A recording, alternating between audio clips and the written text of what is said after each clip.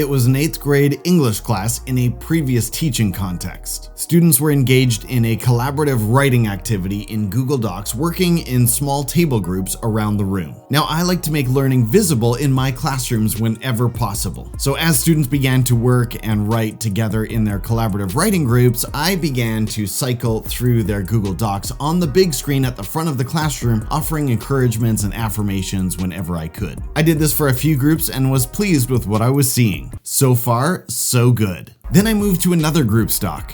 They were writing all right, but I could see pretty quickly that something was amiss. One of my young writers hadn't yet caught on to the fact that his group's doc was now featured on the big screen for all of the class to see. And not a shock for 8th graders, I could see that his writing wasn't exactly on task. Instead, he was trying to draw laughs from his writing partners. To my horror, I watched in real time as he typed something disrespectful about a female classmate who was in the classroom and working with another table group at the time. The comment was crude and inappropriate. I switched quickly away from his group's doc and on to the next one, but I wasn't quite quick enough. A couple of classmates had seen his classless composition on the screen, and their reaction was loud. I felt angry and sad and disappointed all at the same time. Once the dust had settled and all the students had gone home for the day, I sat down and began the hard work of crafting emails to parents. I wanted to address the issue quickly and head on, especially with the parents of the female student who had been targeted, who I felt sure would likely hear about it from their daughter. Nip it in the bud,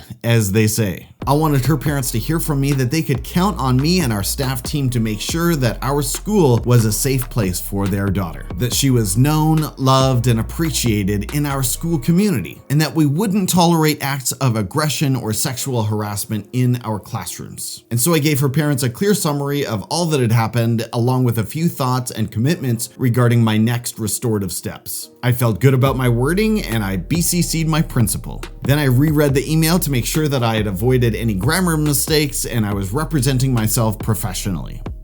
Send. The next morning, my principal was his usual encouraging self, at first anyway. Great email, Tim.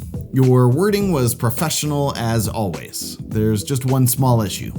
Uh-oh. He went on to kindly explain where I had gone off track. The parents of the female student in my classroom didn't need to know the name of the student who had harassed her, he pointed out. My mind raced, of course. I mean, yes, I had considered the privacy angle when I was crafting the email, but I had decided to go ahead and name her aggressor. After all, their daughter would obviously identify the boy involved, right? So what did it matter? If anything, my naming of the other student would signal to her parents that I wasn't going to tiptoe around this issue. I would show them that I was serious about calling it like it was and following up firmly. Or so I thought. There were just a couple of problems in my thinking there. For one thing, we never know exactly what our students will tell their parents. She may have told them the name of the other student involved, or she may not have.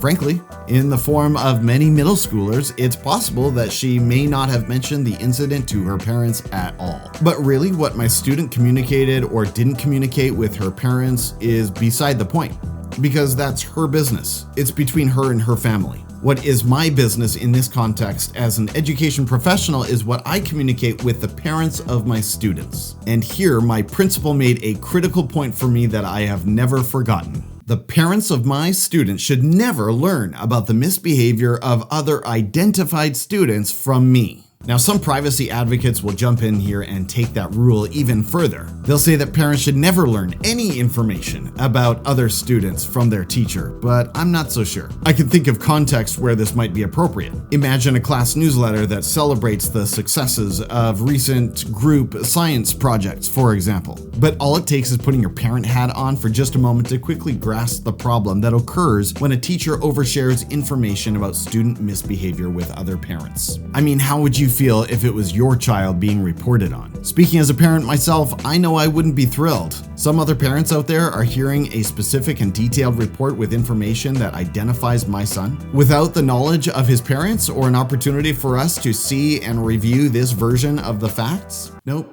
that's not cool. Not cool at all. When you really think about it, this kind of communication is completely unnecessary. Naming other children has basically zero chance of helping anything at all, and instead has the dangerous potential to mushroom into other problems. Just imagine parents of your students engaging in one of those unofficial WhatsApp chats that go on. Do you have those at your school? I have them in mine. And let's say the chat gets into the topic of a recent misbehavior incident that occurred in class or on a field trip. One parent in the chat tries to helpfully clarify the details of the event that occurred and leads with, "Actually, I heard from Mr. Cavey that Johnny did X, Y, and Z. Yikes. That's not going to end well for me." I'm thankful that my principal had the courage to share this important lesson with me. It's one that I've never forgotten, and I pass it on whenever I can. Yes, in some instances, it will take a little more work to carefully craft those emails to parents that describe a student or another person or a classmate instead of naming other students. It can make the wording super awkward in some cases, but that's how it needs to be for all concerned. We have a duty of care to our students, and part of that professional responsibility involves protecting the reputation of each child. When we discuss student misbehavior in the staff room in front of other teachers who are not working with that student, we take care not to name the students involved, because those other teachers don't need to know. The same thing applies to our email and phone communication with the parents of our students. They just don't need to know the identities of the other students who were involved. And if gossip does come to their ears by other means, we still sleep easy knowing that the information didn't come from us. Of course, the other win here is that by actually following this practice of privacy, you're protecting yourself. Because when you name other students and describe their misbehavior to adults who are not the parents of those children, you're not just risking the trust that parents place in you. You're inviting accusations of slander. So do yourself a favor, my friend, and don't name the children of other adults in your emails to parents. I want to say thank you, teacher, for doing that hard work of carefully communicating important developments with the parents of your students. Keeping families well informed is such a critical piece of the school-family relationship, and it is deeply appreciated. It takes time, care, and energy to do it well, and it's fraught with risks. Years ago, I messed up and overshared, and that's unfortunate. But learn from my mistake, fellow educator. Protect your students and protect yourself. Your community will be safer, happier, and healthier for it. And let's keep that fire for learning burning bright. Take care, educator, and I'll see you in the next video. Bye-bye.